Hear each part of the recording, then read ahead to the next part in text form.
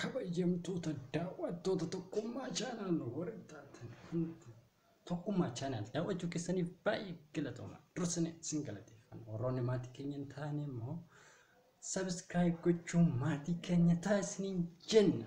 Har'a qophii adda isiniif dhiyeessee jira. Hanga xumuraatitti nu waliin turaa isiniin jenna. Tokkoffaa qophii har'aa kana keessatti addunyaarra biyyi baay'ina uummataan sadarkaa tokkoffaa irra taate eenyu akka ta'e beektu? Beektee ta'e deebisi. Tokkoffaan baay'ina addunyaarra sadarkaa tokkoffaa irra jirtu eenyudha? Chaayinaan sadarkaa tokkoffaa yeroo qabattu Hindi immoo sadarkaa lammaffaa qabachuun USA'n sadarkaa sadaffaa irra jirti. Kana yoo beektan baay'ee galatooma. Kan itti aanu immoo kan isiniif dhiyeessuuf jiru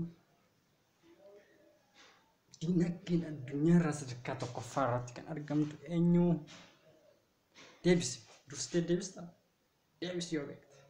Itti aansee isiniif deebisuuf jira. Ikoonomiin yookiin dinagdeen sadarkaa tokkoffaa irra kan jirtu USA masaanuu Chaayinaa kan taate dinagdeen sadarkaa tokkoffaa irratti argamti. Chaayinaan ammoo USA'tti aante masaanuu sadarkaa lammaffaa irra jirti.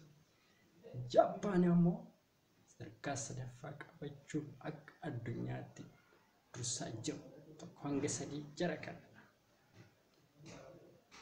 Amma immoo qophii kana keessatti jecha taayyoota isinisa. Kana keessaa tokko Aristootil maal jedhe seeta?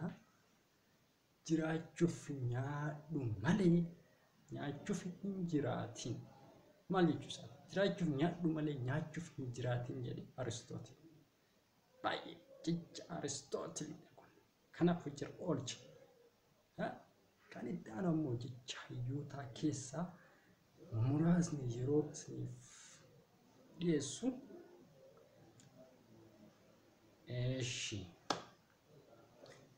Isuma har'aatiin haa xumuru.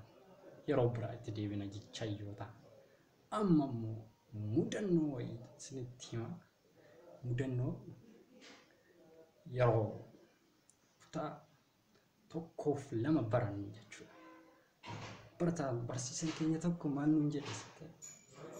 Farda ciisuu kaasaa fidaa nuun jedhe. Ogummaa yeroo barannu yeroo isaa ogummaadha jedhamu. Barataan tokko ammoo farda dhaabbatu fakkii kaasee fidee barsiisatti agarsiisa.